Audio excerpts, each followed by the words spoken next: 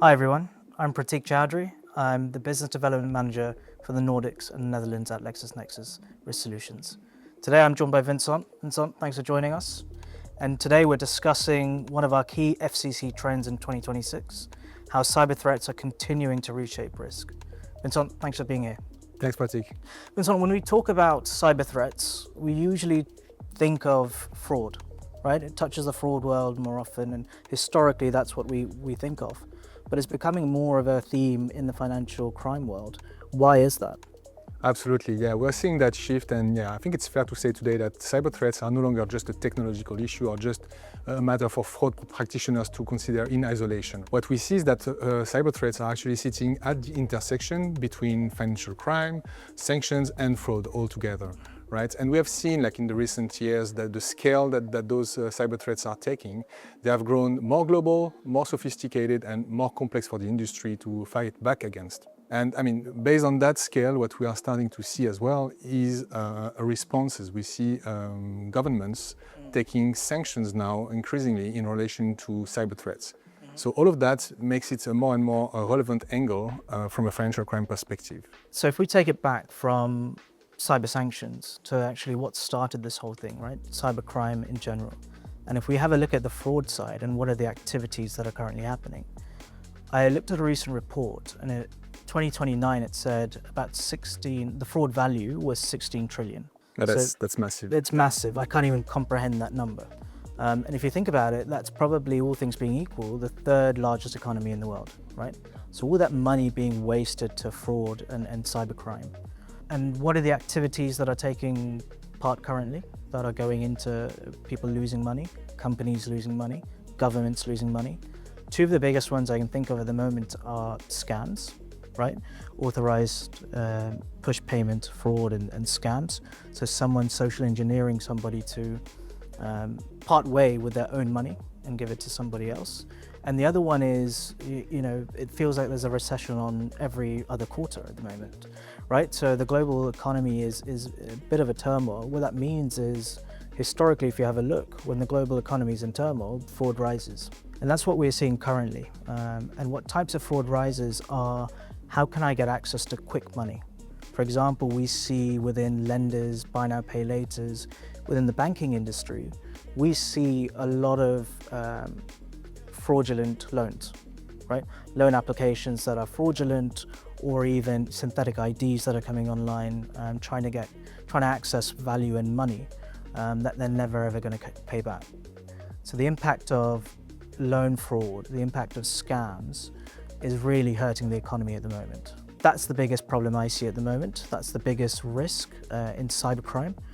And I think if I can resonate on that, so here we talk about the impact on professionals or all of those providers providing digital services, but there is another, probably more difficult to quantify impact, but the way those frauds are putting the trust in the digital economy at risk. Like for consumers now, we are constantly doubting, is that call legitimate? Should I click that link? It's kind of really putting our trust into the whole system at risk. Yeah. The digital economy brings enormous opportunities and convenience. It's great to be able to transact digitally and have access to all of those services. Yeah. But if I don't have trust, then that defeats the whole purpose, right? Yeah. So that it's really a systemic problems that we see governments and the industry have to fight back on. Yeah, that's a really good point. And we see, in the UK, in Europe, and rest of the world, we see tier one banks spending millions and millions of dollars and pounds and euros on educating their customers, right? On scam prevention. Hey, we're never going to call you. This isn't going to be us. And even when I do a transaction on my phone, trying to send money to my crypto wallet, always pops up with are you wanting to do this? A message which is a bit educational, a bit of pause.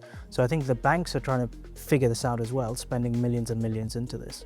I'm sure the governments are as well.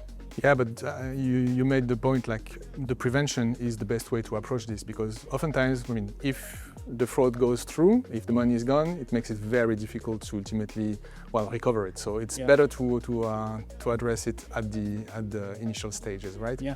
Governments can do as much as to go after those groups, investigate and freeze. Like they can implement sanctions on those groups, but oftentimes, I mean, the harm is done already. So it's it's a multifaceted responses, but yeah, if we can avoid the fraud from being committed, I think it's the best way to approach it, because you kind of break the incentive for the fraudster to continue attacking. So absolutely, I think you're right. I was talking to a telco just the other day, and they were telling me they've got fraud prevention, but at the point of payment. That's the only time they have fraud prevention, right? But if that fraud is missed, right, and that payment is committed and that fraud is committed, and you lose a handset, for example, that's gone. But there's currently, a lot of the telcos don't have anything at the start.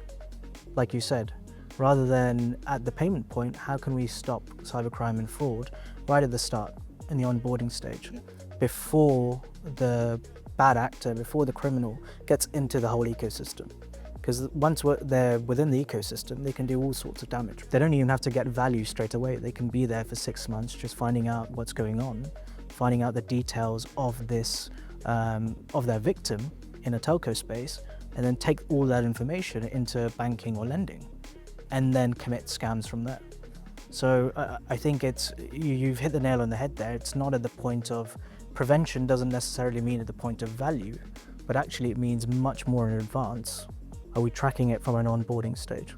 And that's where the logic is a lot of what we do in financial crime compliance as well. Like that's typically what you described here is an AML logic. Like you're gonna scrutinize your customer at the onboarding stage. You're gonna build that profile about customers and make sure you understand what you're dealing with in order to identify those suspicious activity when they occur, or if they occur at some point. Yeah, exactly. So is that why do you think regulators are now stepping into cyber sanctions? Right. Yeah, so what we see is a shift within the use of those cyber sanctions. Those sanctions that have been around for quite some years, but first now we are seeing them being increasingly used, but for a different typology of cybercrime actually. So previously it was a lot about state-backed actors carrying out cyber attacks against critical infrastructure, against governments basically. And now it's increasingly about leveraging those same cyber sanctions against organized crime groups, like those large-scale fraud schemes that pose systemic and massive damages to consumers and to broader economies.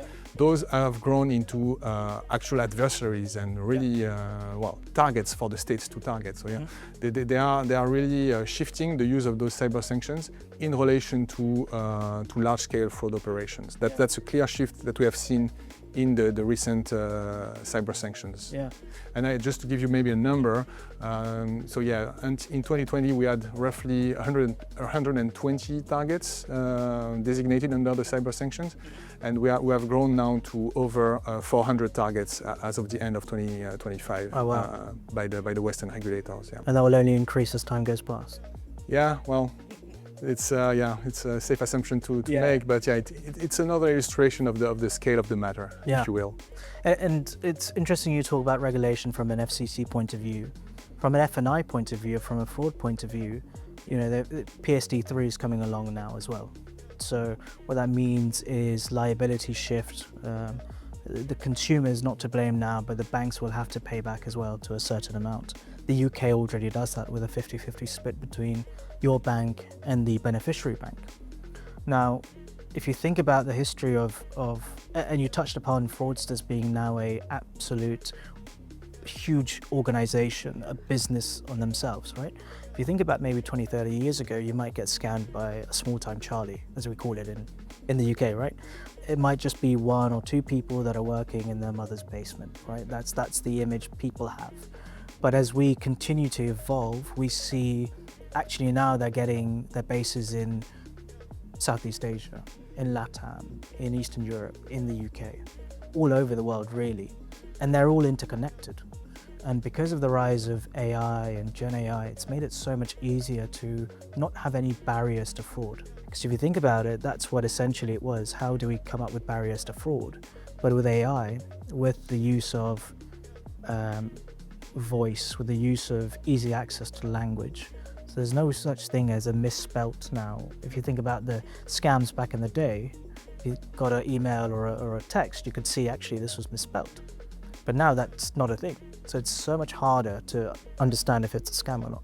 Yeah, it's a perfect illustration, but yeah, like in the broader sense, like, I mean, we now have a full ecosystem of criminals. Like those groups, some of those groups will be specializing into providing the infrastructure to carry out the scam. Some of them will be procuring the data that come from data theft. Yeah. Those other call centers will actually carry out the attacks. Then you have the mule networks. You have a full criminal ecosystem that, yeah, as you said, work really pragmatically on a partnership base to carry out those large-scale operations. It's important to realize like how professional those scammers have grown, because yeah, it forces us and it should prompt us as an industry to really scale up our responses accordingly. So absolutely, I think you're so right there.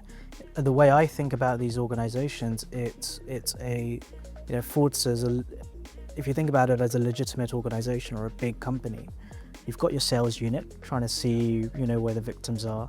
You've got your support guys, you've got your actual IT and product guys trying to figure out what bot scripts to make, right? That are now human-like, for example. They can speak French even. Well, without the typos. Exactly, which normally didn't happen. Right? I make typos all the time. Yeah, exactly. So now it's more perfect than a Frenchman. But yeah, so that's really interesting. And how do we fight back? I think you've touched upon it, is using AI and machine learning in our own fraud prevention tools, right? Yeah. But if we think about it, it's not just having, like I said, a lot of companies have fraud prevention at the point of value, where they're going to lose the money, right? So at the checkout or the transfer page. But actually, the point of this is having fraud prevention throughout your customer journey, in the new account openings, in the login stage. And that could be as simple as, hey, is this email accurate? What is the risk of the email? Is this device, have we seen this within a wider network? Has this device committed fraud before? Going to mules, are we seeing this new beneficiary or this new payee that's created? Is this part of a wider mule network that we've seen in other banks, right? Or in other lenders? All of this goes into creating a holistic fraud environment rather than just at a point. I think essentially it's about unleashing the power of technology as early as possible, and I mean, just to respond to what we described as being the threat, right? Those guys, they are leveraging technology at full scale and speed, so we have to react accordingly. And I think the other part that you touched on that is incredibly important is that no institution can figure it out or actually address the threats in isolation. Yeah. So it's absolutely key, and I think we have very good use cases and results by really enabling information sharing, or like pulling those insights together, so that each institution can really rely on those broader insights and connect the dots and identify more risk and more quickly also. So yeah. Absolutely. If you think about it, these guys the fraudsters are essentially the size of tier 1 banks, but way more agile, like a startup. That's what they are, right? But they don't have all of those regulations to comply with, right? They can. Yeah. Exactly. So how do we stop that? It's one of the key things that you touched upon is the connectivity within the fraudsters. Not only attack the banks or a single bank, right, within a country. They attack the top 3-4 banks. Then they attack the lenders. Then they attack the neobanks, but also the telcos.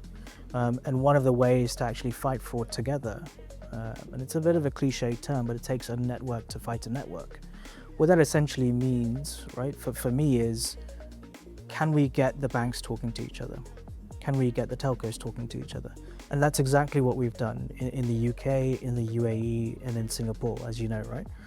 And the results are there, right? I mean, it's the bottom line is, that's the way to get results. Absolutely. More and more scams prevented and fraud detected very, very early on, rather than at the end stage. Brilliant. So Vincent, I'm going to thank you there. Thank you for joining us. It was a very good conversation. Thanks, Patrick. Yeah, I enjoyed the conversation. Yeah, brilliant. It was great. Thank you for joining us today, and we'll see you at the next one.